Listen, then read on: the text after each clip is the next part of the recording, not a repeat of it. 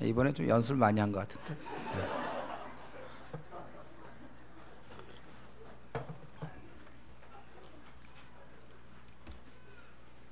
잠언 28장 말씀, 여기 보면 이제 계속해서 의인의 삶에 대해서 계속 얘기하고 있습니다. 보니까 28장 1절에 보면은 악인은 쫓아오는 자가 없어도 도망해요. 아무도 안 쫓아오는데 혼자 막 도망 다니고 그래요. 악인 걸리는 게 있거든요. 그러나 우리 의인들은 담대하게 사는 것입니다. 우리는 의인은 사자같이 담대하리라 그랬어요. 저 여러분, 우리가 이 나그네 길을 갈 때 두려움이 없어야 돼요. 담대합니다. 하나님 앞에 떳떳하면 세상에서 떳떳할 수 있어요. 두려울 것이 없어요. 힘있게 살아야 되고, 단 죄를 지면 그때부터 힘이 없죠. 우리 간단합니다. 우리가 정말 하나님 앞에 바르고 양심에 부끄러울 것이 없으면 힘있게 살 수 있고, 제가 죄를 지면 힘이 없어지는 거예요. 그래서 우리는 앞으로 남은 생 여러분 힘있게 살 생각하세요. 의인답게, 우리 의인답게 살아야지. 우리가 이렇게 축 처져서 살면 안 됩니다. 힘있게 떳떳하니까 우리는 하나님 앞에서. 그래서 의인은 사자같이 담대하리라. 또한 이러한 의인은 이 주위에 사람들에게, 공동체에게 유익이 되는 거예요.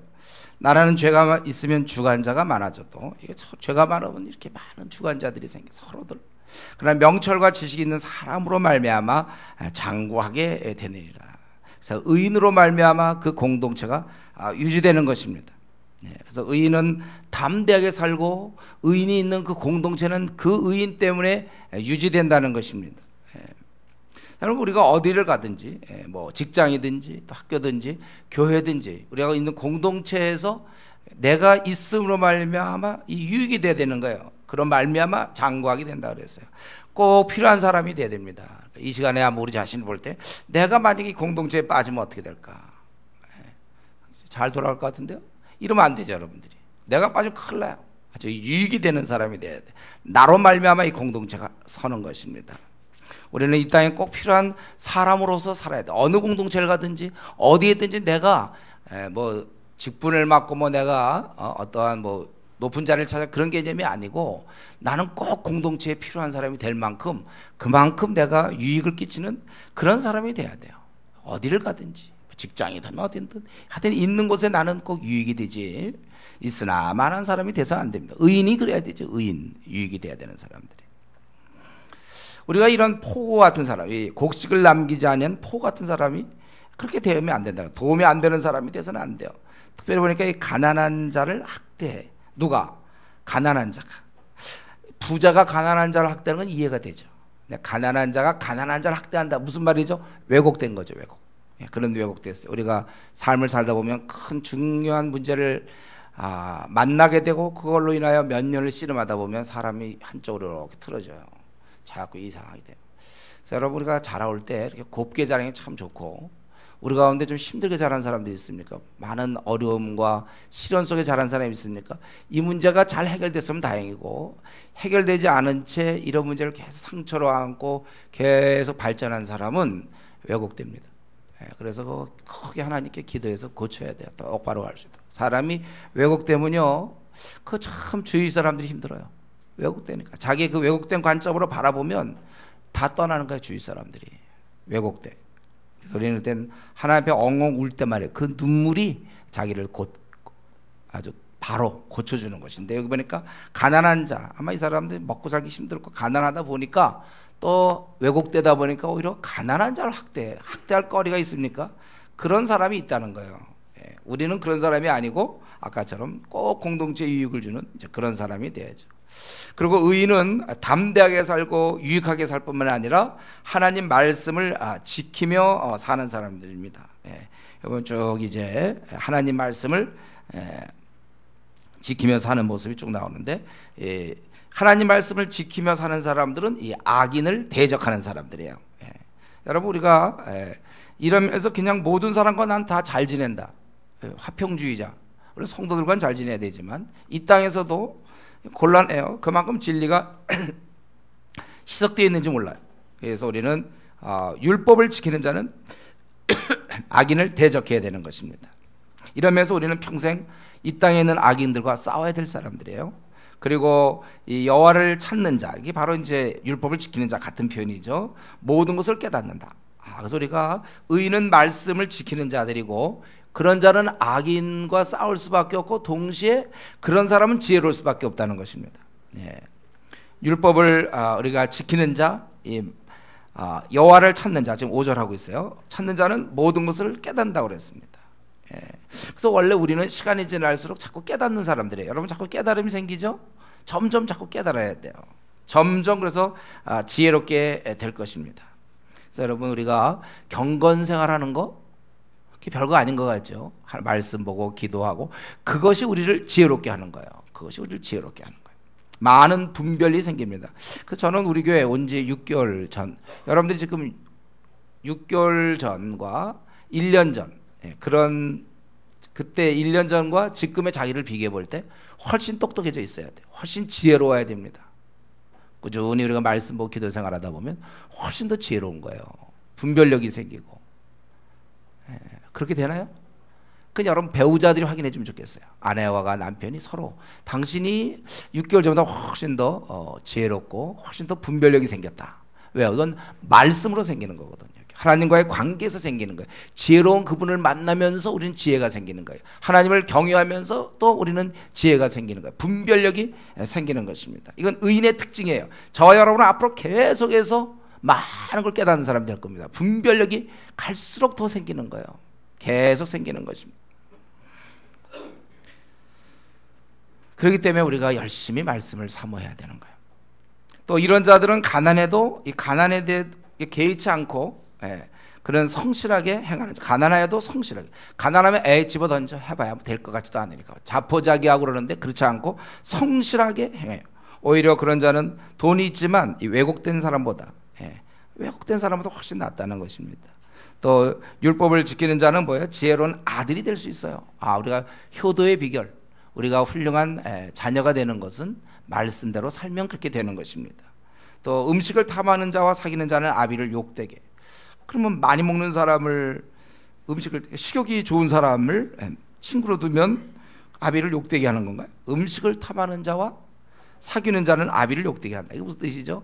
음식을 향락을 얘기하는 거예요. 이게 우리 음식을 탐하는 거를 우리 23장에서 좀 있습니다. 23장 20절에 보면 술을 즐겨하는 자와 고기를 탐하는 자들과도 더불어 사귀지 말라. 그냥 향락에 빠져 있는 사람들, 그런 경우를 할 경우는 아비를 욕되게 한다. 누구는 아비 앞에 참 지혜로운 아들이 되고 누구는 아비를 욕되게 하는 아들이 됩니까? 이건 본인의 결정이에요. 본인이 하나님 앞에서 바로 살 때는 그냥 효녀가 되고 효자가 되는 거고, 본인이 잘못 살 때는 이런 아비를 욕되게 하는 자라는 거예요. 여러분, 이것은 본인이 지혜로운 아들도 될 수 있고 욕되게 하는 아들도 될 수 있다는 것입니다. 그래서 우리는 더 말씀에 따라 살 때 좋은 우리가 효자가 될 수 있는, 효녀가 될 수 있는 거예요. 현재 부모님이 자기를 볼 때 어떻게 보고 있어요? 효자다 이렇게 보고 있나요, 여러분? 부모님이 어떻게 평가할 것 같아요? 효녀다 이렇게 봅니까? 우리가 이런 면에 있어서 말씀을 지키는 건 참 귀한 것이구나. 또한 이렇게 말씀을 지키고 따르는 사람들은 비싼 이자로 재산을 드리지 않죠. 중한 별리로 그렇게 하지 않는다는 거예요. 가난한 사람을 불쌍히 여기는 것, 이게 의인입니다. 그런 자들에게 하나님께서 그 재산을 주신다, 그거예요. 그리고 이렇게 하나님 말씀을 지킬 때 이렇게 아름다운 복이 있지만 또 지키지 않는 자는 어떻게 됐습니까? 사람이 귀를 돌려 율법을 듣지 않으면 그의 기도도 가증하니라. 이제 우리는 하나님 말씀을 잘 지키는 사람들, 그런 자들은 정말 점점 지혜가 생기고 가난해도 성실하고 또 부모에게 기쁨이 되고 가난한 사람을 불쌍히 여기고 이런 사람인데, 그렇지 않고 말씀대로 하지 않는 사람들, 귀를 돌려 율법을 듣지 아니하면, 이것은요 실수가 아니에요. 한순간의 실수로 말씀을 안 보는 것이 아니라 고의적으로, 의도적으로 하나님 말씀을 멀리하는 사람들, 그런 사람은 그의 기도도 가증하니라. 자기는 하나님 말씀을 듣지도 않으면서 하나님 보고 자기 말 들으라고 하는 사람들이 있어요. 자기 말만 들으시오 당신은, 그럼 내 말대로 행하시오, 응답하시오, 기도할 테니까. 그런 자는 가증하라. 자기는 하고픈 대로 마음대로 하면서 하나님이 하라는 건 알지 않고 자기가 하고 싶은 대로 마음껏 하면서, 그러니까 하나님 말씀은 잘 듣지도 않고, 그리고서 그분 보고 내 말을 들으라고 하는 것은 무례한 일이다, 그거예요. 여러분, 그래서 우리가 내가 신앙생활 제대로 안 할 때 제일 중요한 건 회개해야지 간구가 아닙니다. 자기 신앙은 지금 이렇게 하나님 말 안 들어서 미지근하게 대충 살면서 방탕하게 살면서 기도하면 응답하라고, 그것은 하나님이 듣지 않는다는 거예요. 그의 기도가 가증한 것이다. 우리 시편 66편 18절에 보면 내가 내 마음에 죄악을 품으면 어떻게 된다고 그랬어요? 주께서 듣지 아니하시라. 죄악을 갖고 있어요. 하나님만이 알고 있는 죄악이에요. 자기가 이런 죄악을 갖고 있으면 주님이 듣지 않는다는 것입니다. 바로 이러한 자들은 10절에 얘기하는 것처럼 정직한 자를 악한 길로 유인합니다. 자기가 죄를 지으면 끝나면 좋겠는데 꼭 이런 사람이 신앙생활 잘하는 사람을 파괴한단 말이에요. 정직한 자를 악한 길로 유인한단 말이죠. 그 사람이 주위 사람에 영향을 줘서 그렇게 만들어요. 그러면서 자기는 항상 지혜롭다고 생각하고, 이런 자가 자꾸 많아지면 사람들이 숨는다. 이런 자가 의인이 득이하면 큰 영화가 있고 악인이 일어나면 이들이 권세를 잡거나 또 영향이 있는 사람이 되면 사람들이 피한다는 것입니다. 그래서 결론적으로 거기 얘기하기를 13절에는 자기 죄를 숨기지 말라 이거죠. 자기 죄를 숨기는 사람이 있어요. 그런 사람은 반드시 형통하지 못해요. 그걸 자기는 알고 있으면서 그걸 숨기는 채 시간을 보내고 회개를 해야 되는데 형통치 못한다는, 자기 죄를 숨기면. 그러나 자복하고 버리는 자는 불쌍히 여길 받는다고 그랬어요. 그러니까 죄를 지을 수 있습니다, 인간이. 그런데 그것을 자복해야 돼요. 그런 자는 불쌍히 여길 받는데, 여기 보면 자복하고 버리는 자라고 그랬어요. 어떤 경우 우리가 자복하는 거 좋은데 버리지 않는 사람이 있어요. 나는 주님 뭐 이런 것이 나쁩니다. 그것은 버리지 않아요. 주님, 제가 음란한 뭐 동영상을 봤습니다. 용서해 주십시오. 그리고 그 다음날 또 봐.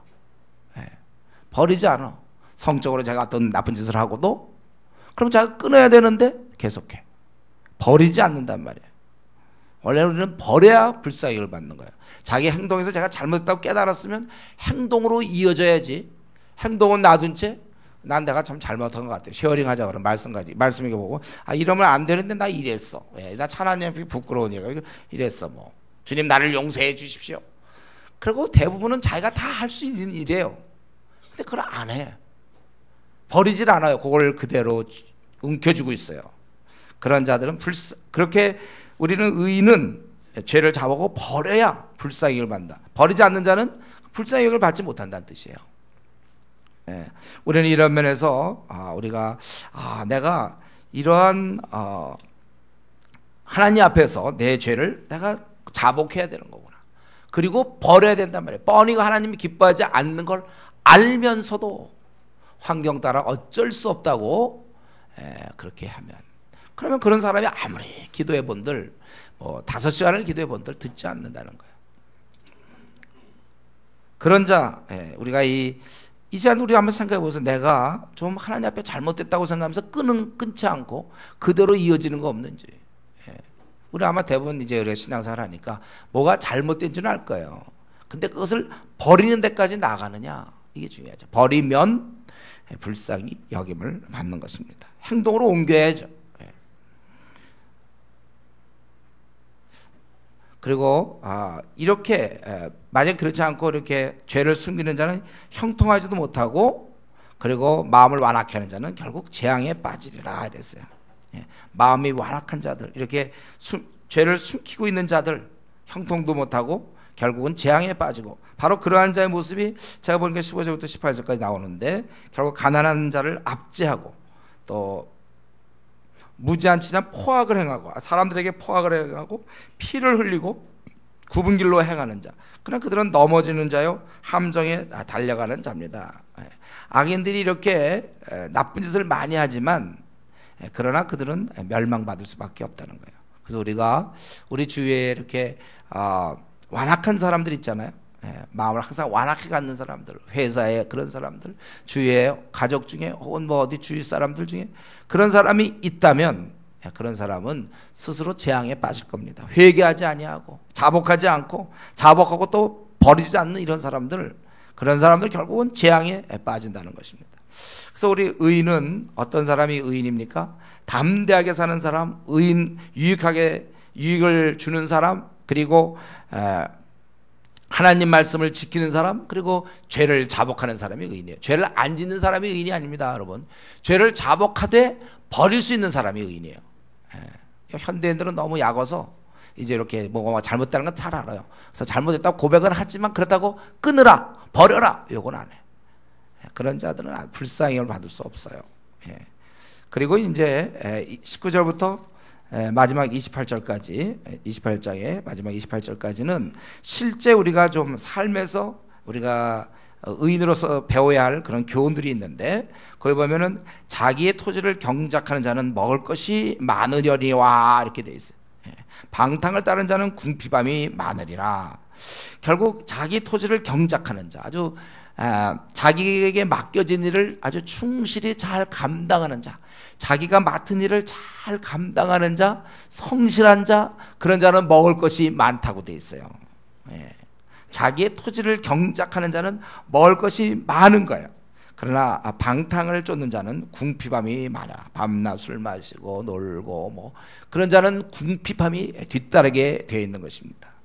그래서 자기 일에 우리가 충성스럽게, 그래서 그런 자는 복이 많아도 이에 대신 이렇게 자기 직업을 충실하게 일하지 않고 속히 부하고자 하는 사람, 어떤 편법을 써서 일확천금을 노리는 그런 사람들은 결국은 그렇게 하기 때문에 형벌을 면하지 못하고, 그 다음 절도 다 연결되는 것 같은데, 바로 그러한 이유 때문에, 재물을 속히 벌려고 하는 것 때문에 사람의 낯을 보아주고 또 한 조각의 떡으로 말미암아 범법하고, 그 다 좀 더 어떤 조그만 유익이라도 얻어보려고 그럴 때 다 안 된다는 것입니다. 또 재물 얻기에 급급하고, 아주 급하다는 거죠.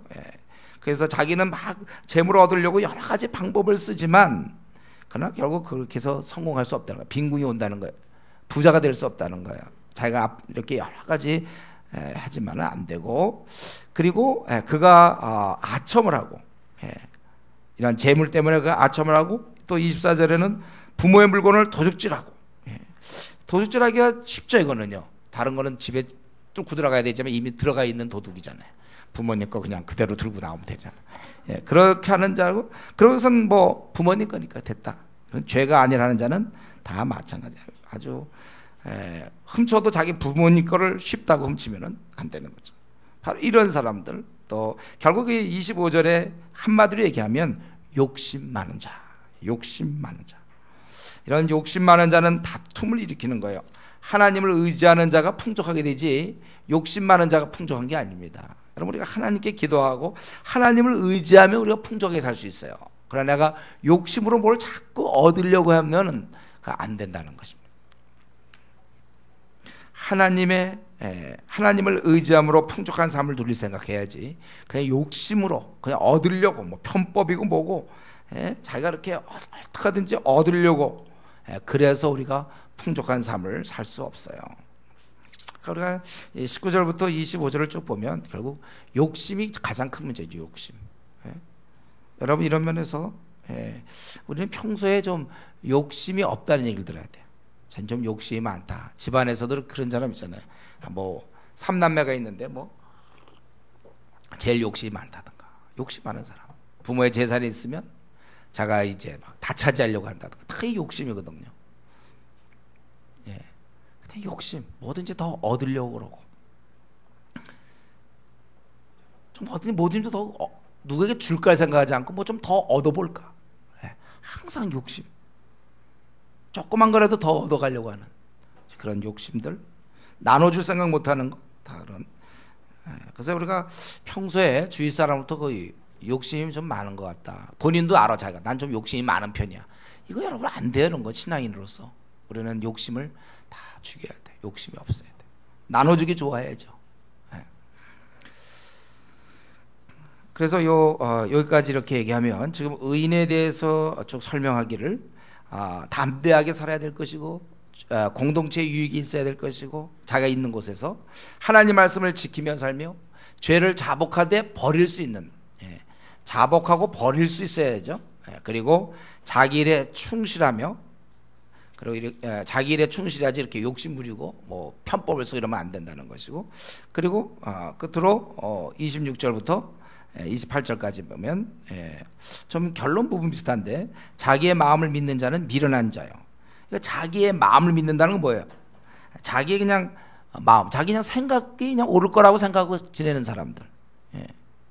그냥 자기가 느끼는 거, 자기가 그렇게 느끼니까, 자기가 그렇게 옳다고 생각하니까 자기의 생각대로 행동하는 자, 그런 미련한 자예요. 우리는 말씀 따라 살아야지, 말씀 따라. 그러면 지혜롭게 행하는 자는 구원을 얻을 것이라. 그래서 지혜라는 건 결국 하나님을 의지하고 앞부분에서 얘기한 대로 그렇게 우리가 살아나야 될 것이고, 그리고 27절 가난한 자를 구제하는 자는 궁핍하지 아니하리라. 못 본 채 하는 자에게는 저주가 그래. 제가 보기에 우리 하나님 앞에서는 자기의 생각대로 사는 것이 아니라 말씀대로 살아야 되고, 앞부분에서 얘기한 것처럼.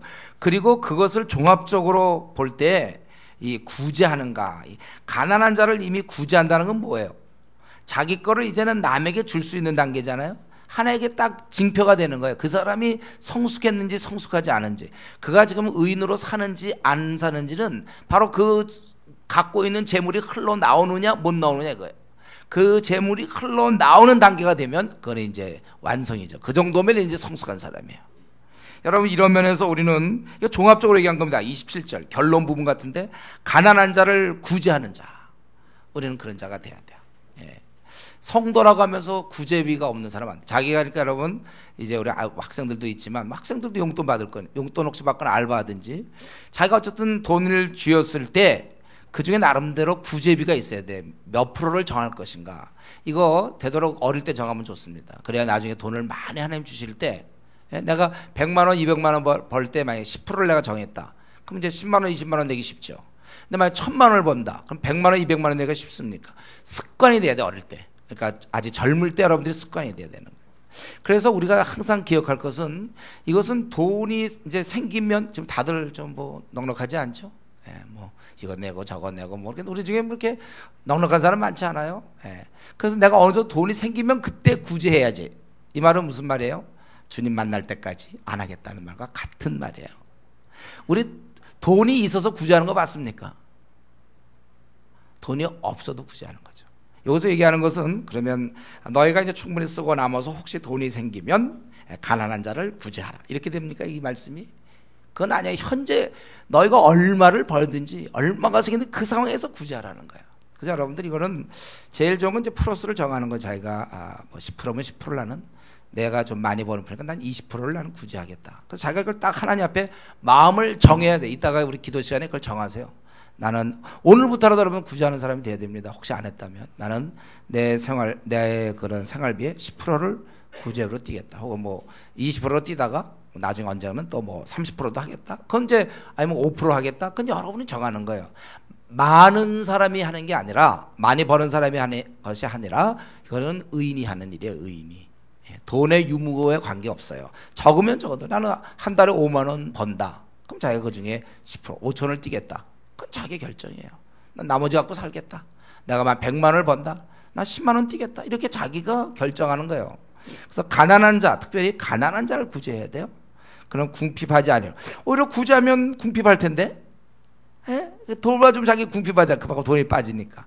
성경은 하나님의 계산은 달라요. 그런 자에게 계속 주시는 거예요.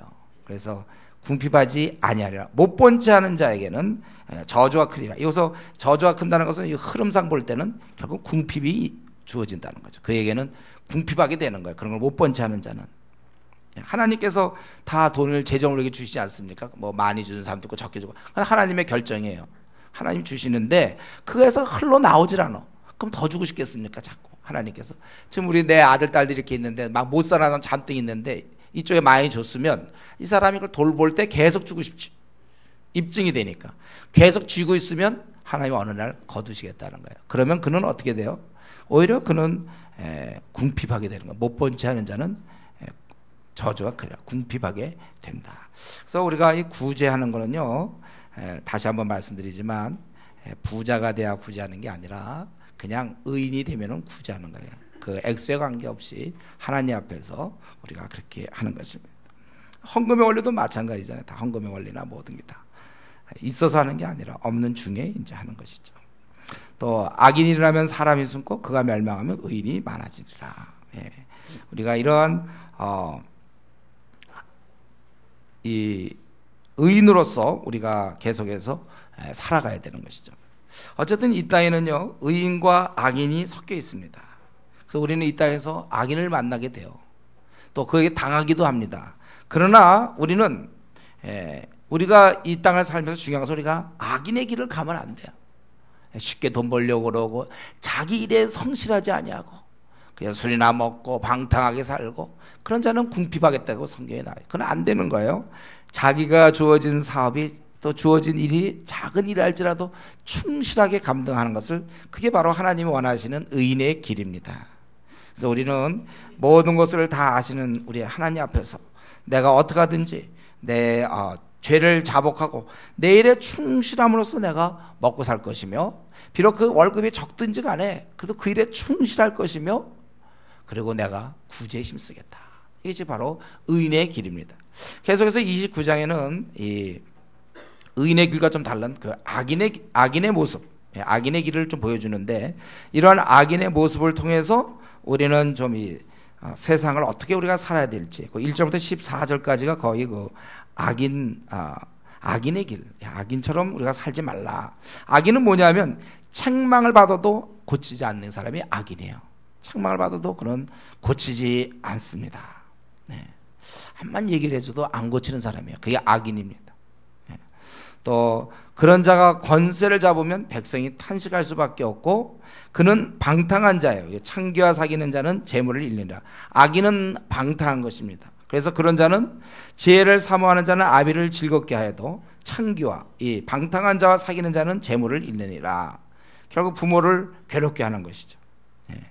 여러분, 나의 됨됨이는요 반드시 주위 사람에게 기쁨을 주거나 혹은 괴로움을 줘요.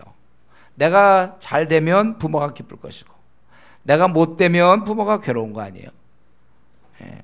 또 내가 늘 책망을 받으면서 고치지 않는 사람, 그러니까 악인, 그런 자가 많아지면 백성들이 탄식한다고 그랬어요.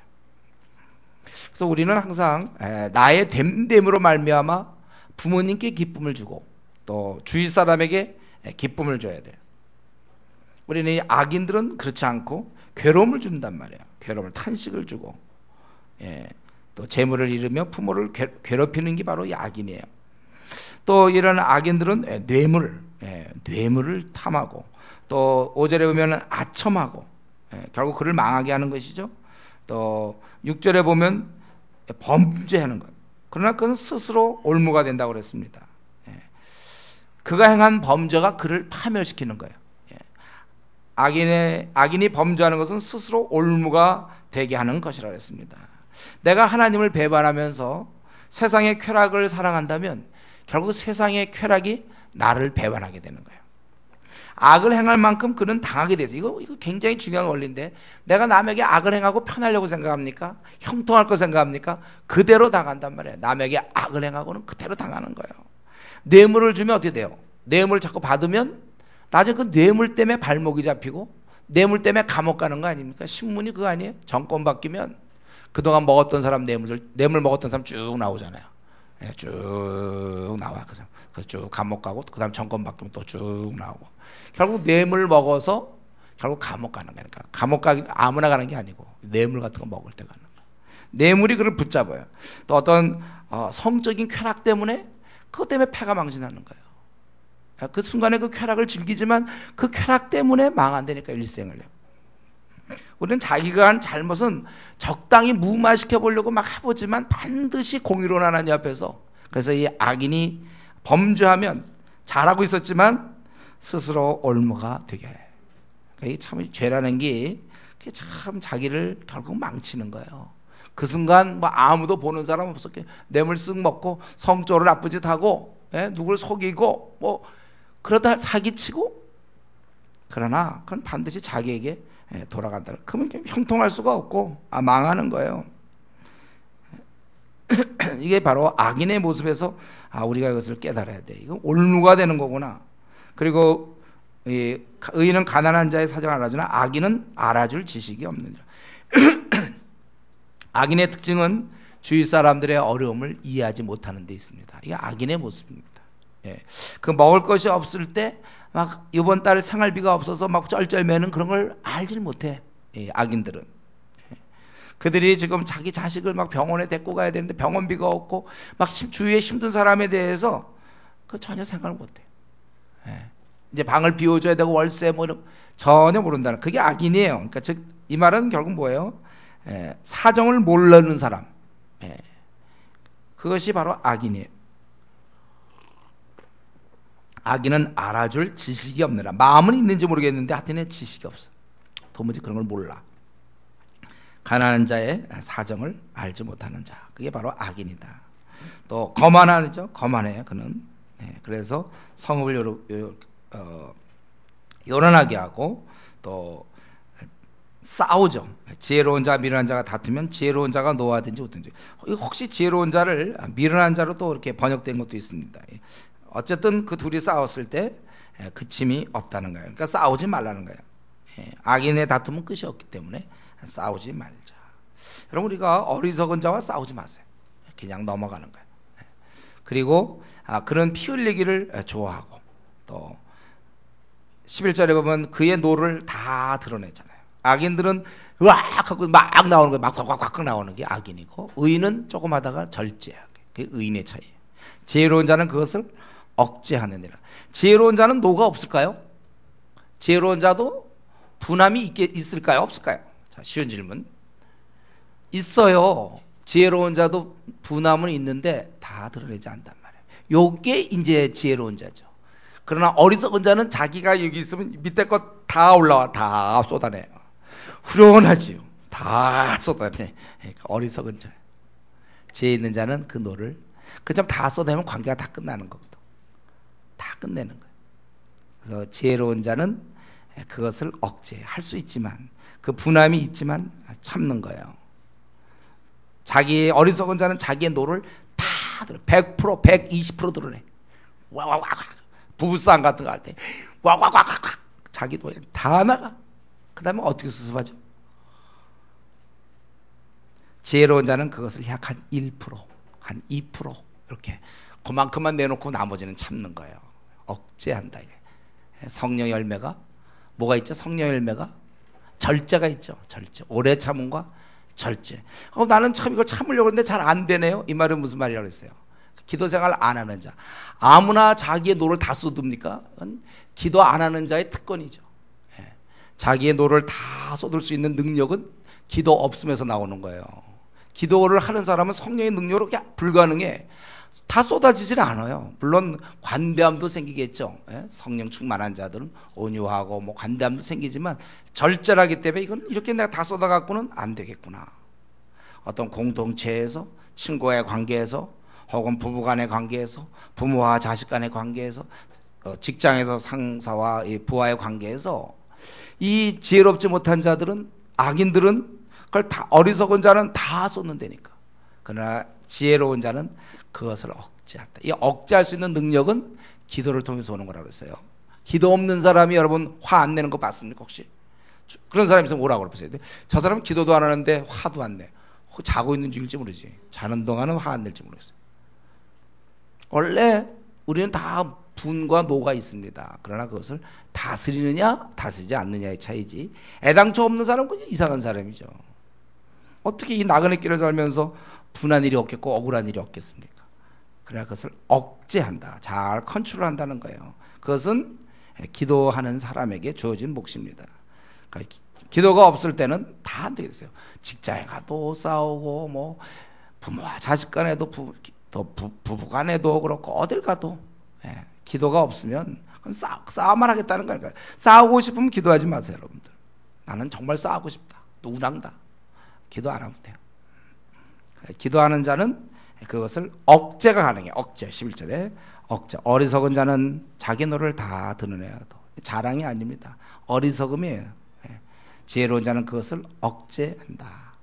또 간원이 거짓말을 들으면 그의 하인들은 다 악하게. 간원이 위에서 다 그렇게 받고 있으니 그 사람들이 다 악하게 된다. 우리는 섞여 살지만 그러나 하나님께서는 모두에게 눈의 빛을 악인도 악인에게도 해와 비를 주신다고 그랬죠. 그 말이에요. 이게 그가 살 수 있도록 하신다는 거예요. 그런데 이 왕위를 가진 사람, 그런 자들은 성실하게 이제 이 일을 잘 처리해야 된다. 뭐 이런 이제 그런 얘기인데, 어쨌든 우리는 이 악인의 모습을 통해서 내가 이런 악인처럼 살면 안 되겠구나. 근데 이 악인이 근데 왜 자꾸 생깁니까? 거기 15절부터 이렇게 쭉 보면 첫 번째, 왜 악인은 자꾸 생기게 되죠? 자식을 제대로 징계하지 않으니까, 자식을 멋대로 키우니까 걔가 악인이 된단 말이에요. 그래서 15절에 채찍과 꾸지람이 지혜를 주고는 임의로 행하게 버려둔 자식은, 그래서 자식이 하고 싶은 대로 막 내버려둔 사람, 길을 살린다고, 그런 자식은 어미를 욕되게 하느니라. 자식을 때리지 않으면, 이건 제가 가정에 날 때 했어요. 자식을 때리지 않으면 언젠가 걔가 그 부모를 때릴지 몰라요. 멋대로 된단 말이죠. 그래서 여기 보면은 악인이 많아지면 죄가 많아진다고 16절에 되어 있죠. 그 15절 17절은 자식에 대한 얘기예요. 결국 무슨 얘기하고 싶냐면, 우리가 이렇게 악인들이 많이 등장하는데 그것은 자식을 제대로 징계함으로 사실은 이 악인을 막을 수 있다는 거예요. 악인이 많아질수록 죄가 많아지기 때문에 이렇게 되지 않는 방법은 자식부터 제대로 징계를 잘해서 잘 키우라 이거. 내 자식을 징계하라. 그리하면 그가 너를 평안하게 하겠고 또 내 마음에 기쁨 주리라. 여러분, 자식을 징계할 때 어디까지인가? 제가 늘 얘기하고 사정에 달도 얘기했지만, 부모가 한마디 하면 들어야 돼요. 얘가 부모를 이기면 안 돼. 엄마를 이기거나 아빠를 이기면 안 돼. 자기 하고 싶은 대로 때를 쓰는 거, 그때가 때릴 때예요. 여러분, 절대로 내가 한마디, 부모가 한마디 했는데 얘가 말을 안 들어. 걔 말을 들을 때까지 여러분 기준입니다. 목표가. 제가 그때 가정에 달 땐 좀 얘기를 못 했는데, 얘를 어디까지 해야 되냐면, 자녀가 엄마가 한마디 하고 아빠가 한마디 하면 들어야지 자꾸 찡얼찡얼대고 안 하는 거, 그거를 때려줘야 된단 말이에요. 그래서 걔를 한마디 하면 딱 듣겨. 그러면 엄마가 아빠가 애 키우면서 어떻게 살겠습니까? 말로 다스려질 수 있도록. 그래서 내 자식을 징계하라. 그리하면 그가 너를 평안하게 하겠고 또 내 마음에 기쁨 주리라. 그래서 첫 번째는 이 악인이 많아지지 않도록 자식을 좀 집안에서 잘 좀 키우라는 거고, 두 번째는 묵시가 없으면 백성이 방자에 행하거니와 율법을 지키는 자는 복이 있느니라. 여기서 묵시라는 것은 선지자가 받은 계시를 의미합니다. 계시, 즉 하나님 말씀. 그렇기 때문에 이걸 어떤 비전을 많이 얘기하는데 사실 비전이 아니고 하나님 말씀. 여기 나와 있잖아요. 묵시가 없으면 백성이 방자에 행하거니와 율법을 지키는 자는, 이 대비가 되는 게 뭐예요? 율법을 지키는 자. 그러니까 이 말은 율법이 없는 이제 그런 자라는 거예요. 백성이 방자이, 이것은 제멋대로 행하는 게 방자게 구는 거예요. 방자, 제멋대로 군단 말이에요. 그러니까 하나님 말씀이 없으니까 기준이 없잖아요. 그러니까 자기 멋대로 사는 거예요. 제가 왜 모태신앙이었지만 왜 대학실에 헤맸습니까? 제대로 신앙교육을, 사실은 성경교육을 제대로 못 받았어요. 20년 동안. 교회는 다녔고 예배는 드렸지만 성경의 하나하나에 그냥 깨우침이 없었고, 신구약 66권 중에 제대로 몇 권이라도 제대로 공부해 본 적이 없으니까, 제가 어떻게, 이게 없으니까, 말씀이 없으니까 저는 결국 제멋대로 가는 거예요. 말씀의 기준이 딱딱, 그 룰이 딱 있으니까 이제 생활이 안정되는 것이죠. 그래서 왜 악인들이 자꾸 많아지는가? 첫 번째는 자식을 잘못 키워서 그 자식이 악인이 되는 경우, 두 번째는 백성들이 제대로 말씀을 없기 때문에 그들이 그렇게 된다는 것입니다. 그래서 우리 호세아 4장에 보면, 호세아도 이들이 그 백성이 지식이 없음으로 망한다고 그랬어요. 지식이 없음으로. 저도 지난날 가만히 생각해 보니까 20년을 교회 다녔지만 지식이 없었다니까. 하나님에 대해서 어떻게 내가 살아야 될지를 말씀으로부터 배우지 못했기 때문에 따로 놀았어요. 성경은 성경이고 나는 나. 성경에서 내가 이렇게 압도당하지 못했어요. 성경이 내 삶에 파고들지 못해서, 성경이 내 안에서 파고들어서 나를 이끌어가야 되는데 파고들지 못하고 성경은 좀 멀리 떨어져 있고 나의 감정과 나의 생각이 항상 먼저였어요. 그리고 그것이 잘못됐는지도 몰랐습니다. 그러다가 이제 말씀이 내 안에 들어오면서 말씀이 나를 이끌어가는 거예요. 그러니까 이제 바뀌는 거죠. 그러니까 이 백성이 지식이 없으므로 망한다고 우리 호세아 4장 6절에 그렇게 나와 있죠. 가르침이 없는 세대, 이거 암흑이에요. 뭐 유년부, 뭐 초등부도 뭐 보면 막 그냥 지금 많은 경우가 그래. 막 애들을 갖다 재밌게만 하려고 그래. 말씀을 가르쳐야 되는. 달란트 잔치에서 뭐 주는 거 막 이런 걸로 막 말씀을 줘야 되는데, 말씀. 그리고 세 번째로는 이제 어떠한 그 종은 말로만, 그러니까 이 전체적인 질서를 좀 얘기하는 거죠. 그는 말로만 하면 고치지 아니하니 그는 알고도 따르지 아니하리라. 또 내가 말이 조급한 사람을 보느냐, 결국 이게 다 방자행하는 모습인데, 그런 자에게는 희망이 없다는 거예요.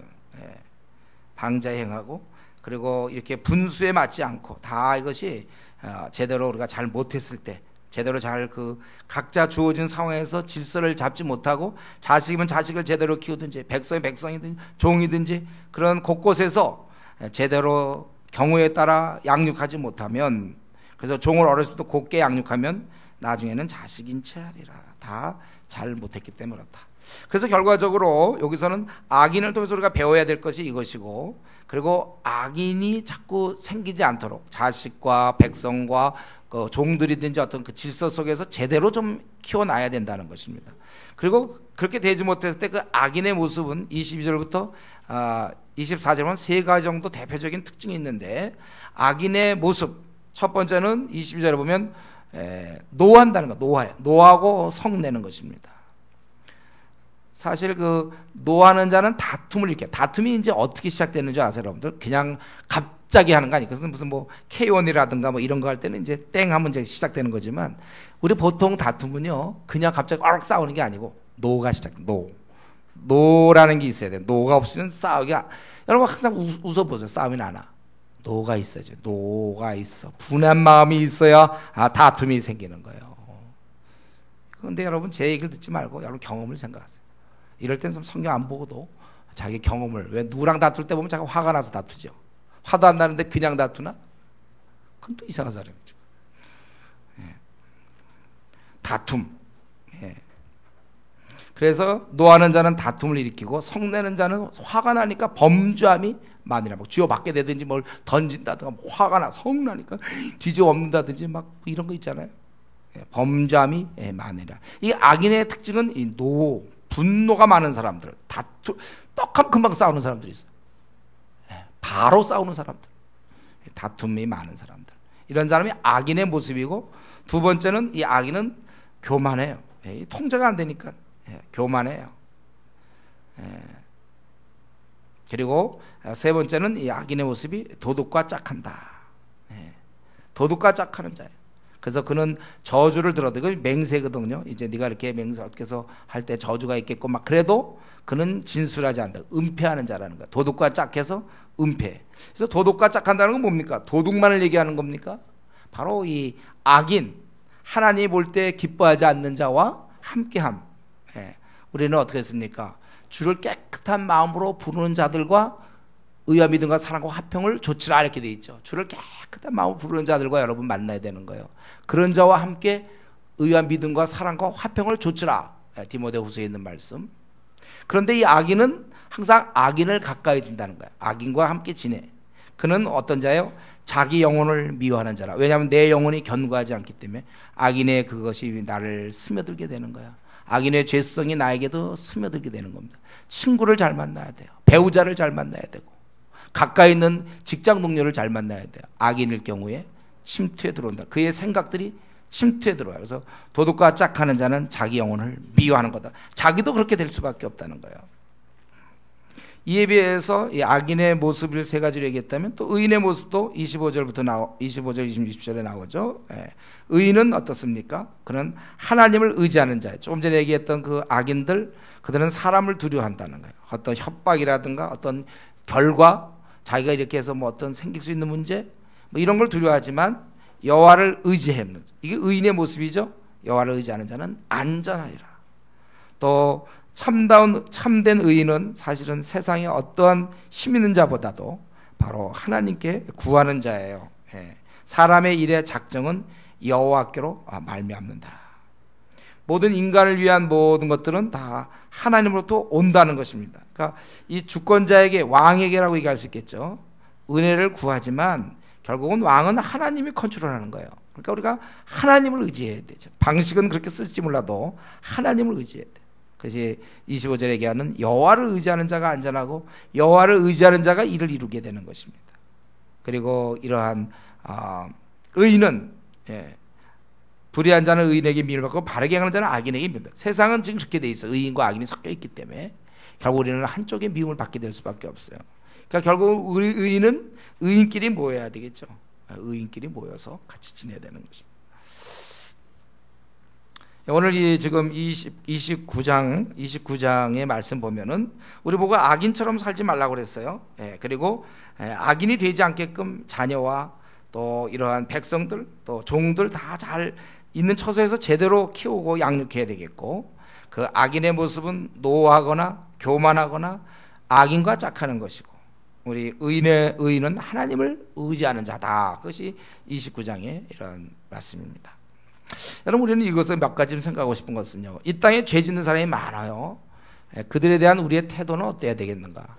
오늘 말씀에 비춰보면 그들은 스스로 올무에 빠지는 자들이거든요. 그렇기 때문에 우리는 누가 죄를 자꾸 지면 불쌍하게 돼. 회사에서 누가 나를 못 살게 하고 죄를 짓고 그 사람 올무에 빠지는 거예요. 나를 죄를 자꾸 짓는 자는 올무에 빠지는 것입니다. 6절에 악인이 범죄하는 것은 스스로 올무가 되게 하는 것이다. 그렇기 때문에 우리가 이 죄 짓는 사람들, 너무 못된 사람에 대해서 우리는 그렇게 뭐 분해거나 그러지 마세요. 그가 못되게 구는 만큼 이제 언젠가 그는 올무에 빠진다는 거예요. 자기가 해놓은 것, 결국 자기가 대가를 치르겠다는 것을 생각하고, 오히려 우리는 주님처럼 그런 자들의 영원한 파멸을 생각하며 긍휼히 여길 수 있는 한 단계 더 올라가는, 우리는 그런 시각을 가져야 되겠죠. 그리고 우리가 아주 오늘 본문에서 중요한 것은 하나님 말씀이 없을 때 망할 수밖에 없다는 거. 묵시가 없으면 사람이 방자히 행한다. 18절에 있는 것처럼 말씀이 없으면 망한다는 사실. 그렇기 때문에 내 생도, 지금 내가 살아갈 때도 말씀이 얼마만큼 공급되고 있습니까?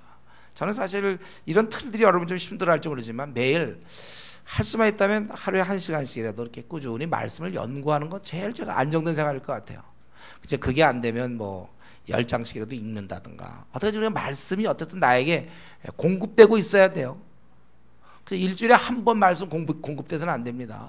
늘 그래서 수요일날 수예배도 드리고 이러는 것 다 자꾸 말씀을 공급하려고.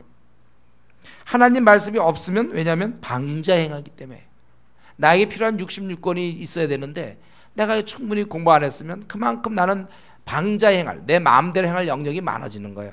그때 부지런히 우리가 말씀을 연구하고, 그렇기 때문에 시편 기자가 얘기한 것처럼 주의 말씀은 내 발의 등이다, 내 길의 빛이다, 이렇게 고백할 만큼 우리 말씀을 부지런히 살펴봐야 돼. 그래야 사람이 되는 거예요.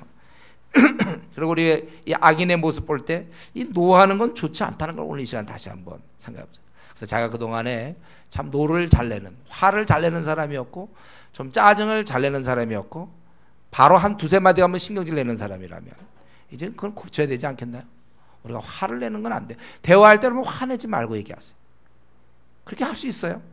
화를 꼭 섞어야만 자기의 그게 표현됩니까? 화를 안 내고도 얘기하면서 자기의 섭섭함과 그런 걸 얘기할 수 있어야 돼요. 화내지 않고 싸울 수 있어야 돼요, 여러분. 화내지 말고. 잘못된 거 얘기할 때 화 안 내고 얘기할 수 있어요. 분내지 않냐고, 화내지 않냐고.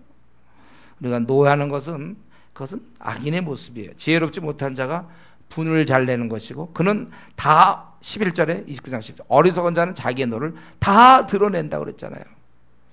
그 뭐 못 드러낼 사람이 어디 있습니까? 다 드러낼 수 있지만 기도 생활하는 자는 그것을 다스린단 말이에요. 그래서 억제한다.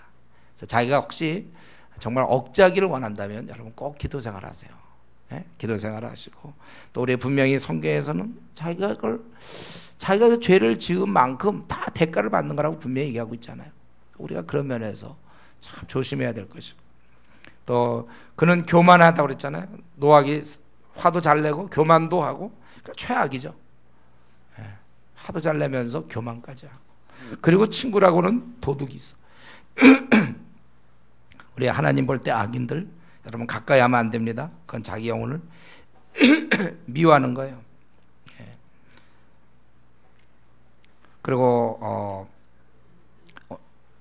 그 끝부분에서 얘기하는 우리 의인들은 결국 하나님을 의지하는 자.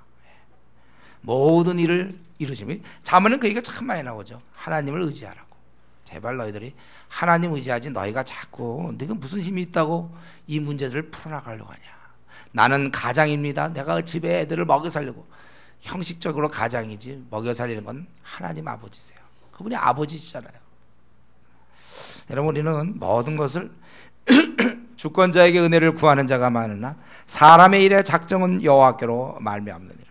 우리는 항상 의인으로서 하나님을 의지하고, 그래서 그 의지한다는 말이 몰라요. 결국 기도로 나타나는 거 아니에요. 그래서 늘 하루도 빼먹지 않고, 기도했다가 안 했다가, 오늘은 했다가 또 내일은 수요일 날은 안 했다가, 목요일 날은 좀 하는 듯 하다가 금요일 날은 또 안 하고, 그게 아니고 우리는 꾸준히 항상 그 기도하는 거, 이게 바로 하나님을 의지하는 자고, 내 앞에 닥친 모든 어려운 일, 전쟁은 나에게 속한 것 아니요 그분이 대신하여 싸울 것이니까.